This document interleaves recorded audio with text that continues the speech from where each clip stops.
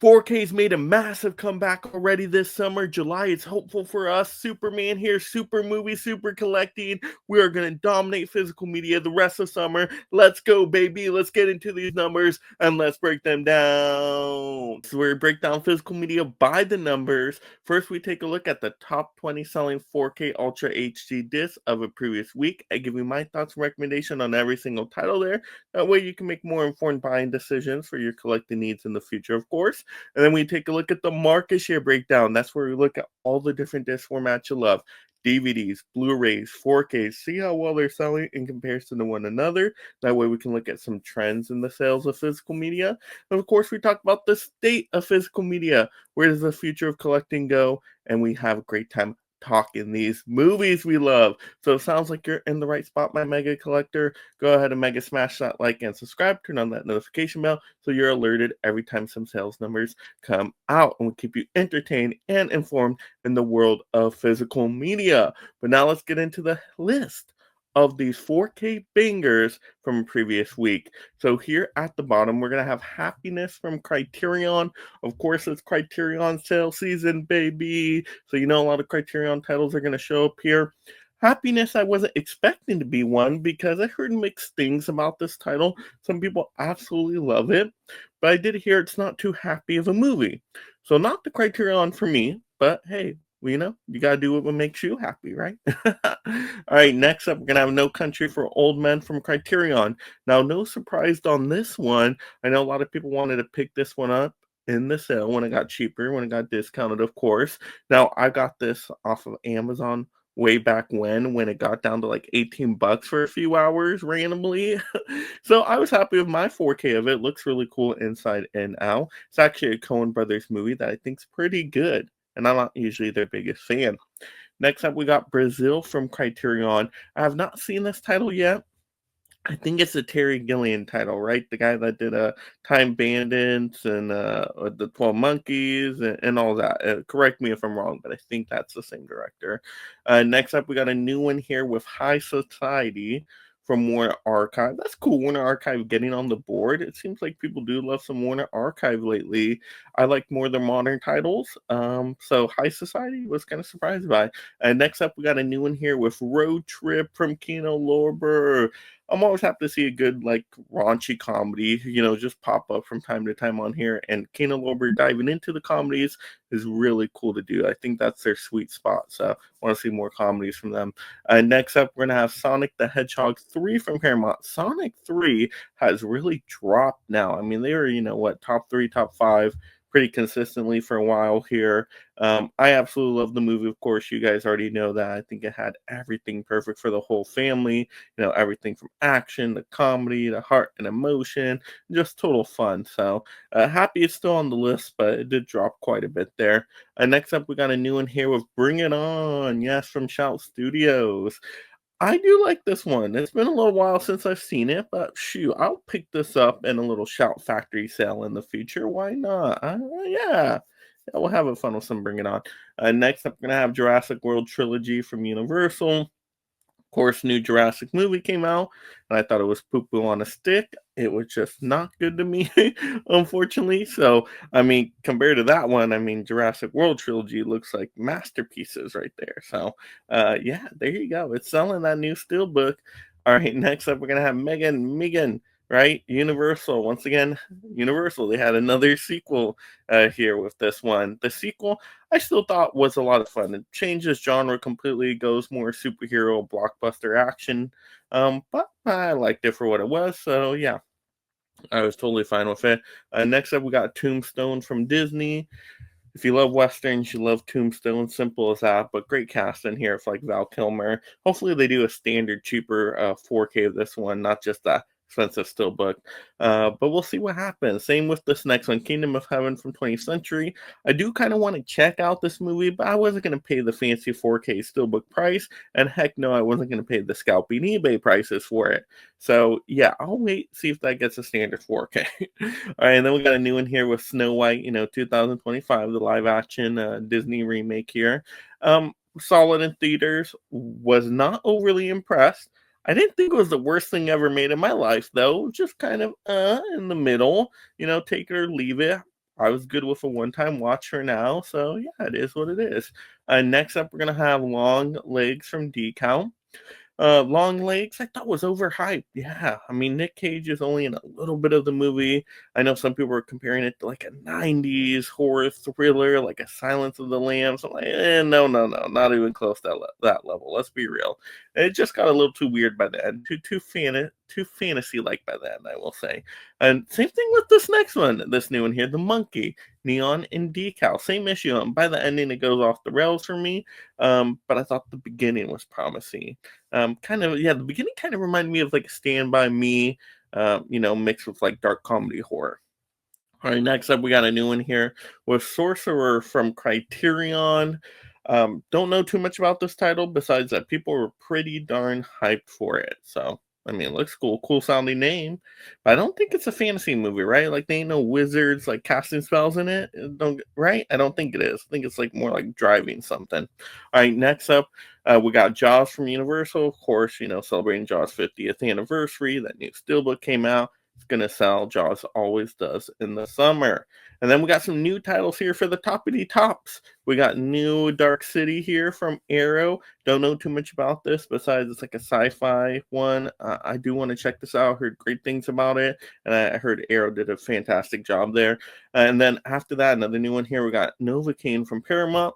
Saw this one in theaters. Fun kind of action, a little bit of romance in there type of movie. So yeah, overall, that's a good one. Next up, a new one here with Lethal Weapon from Warner. Finally, the 4K. They had different editions of this one, I believe. Yeah, if you like Lethal Weapon, to me, it's this fine action movie. Some people consider it an alternate Christmas title too. Next up, number one though, number one, a new one here. No surprise, a Minecraft movie from Warner. Absolutely loved this movie when it came out in theaters as a surprise. I was expecting nothing from the movie. And it ended up being just like dumb fun, like super silly, but it was totally committed to the silliness and knew what it was going for. So I'm like, okay, I like this. This is a good time for the whole family. So that's one I could see me picking up in like a sale when it got super discounted or something like that, right? But there you go. Those were the top selling 4K Ultra HD discs of a previous week. Once again, I go over the 4Ks because oftentimes a lot of the Blu-rays match up pretty closely if they both had a 4K and Blu-ray release. All right, so now let's get into the market share breakdown. Let's look at these different disc formats on a couple home entertainment charts. Now, what I'm going to bring up is a couple charts to show first the week ending June 28th, 2025, because that's the latest one we have here. And then we'll do one from the month ending before. So let's do week ending May 31st, 2025. So let's look at this. Let's look at how the months finish. That's why we're comparing these two charts. So you see a big difference here with the 4K number. 4K number now at the 25.5%, whereas when it ended in May, it was like 10.7%. And just a week before this, in June, I think it was around the 10% as well. So it was pretty consistently around that 10% marker until now, just getting that big jump here towards the end of June. So that's pretty surprising. Wow. I mean, it increased so much. And I don't think that's including it actually, I wonder if it does include the Criterions in there because I think isn't that when the Criterion sales started? I know they started on that Friday right before it got to July. Am I correct on that? I know we were pre-gaming live showing for it, so I think it was right around there. So maybe it does factor in those Criterion like first day pickups. People just went to Barnes and Noble. That would make sense that 4K number jumped up so high. Also, there's other new titles coming out too. I mean, pretty hefty on the 4Ks being released there. So that's really cool. I mean, always towards the end of the month, you get a little bit more new releases to 4K. So I think that's what did it. I think new titles there. I think those sales kicking in, of course. People started to spend their money. So yeah, I guess the summer is here. The summer of spending on physical media. That's what we're doing this summer, right? And then Blu-rays. Once again, it does not matter what 4Ks and DVDs. Blu-rays are always 20 to 25%.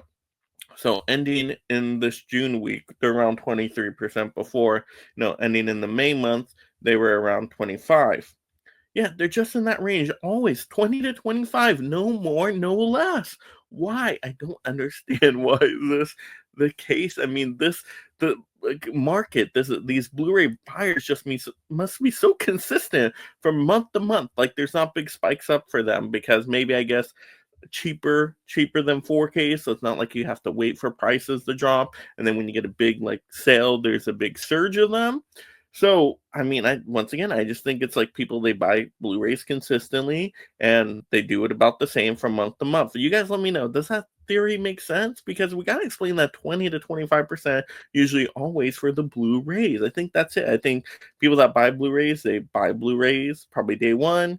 They don't really care too much about sales, and they're just consistent from week to week, month to month. That's all I can think of. But maybe you guys have a better explanation down below in the comments. And then we got DVDs, of course.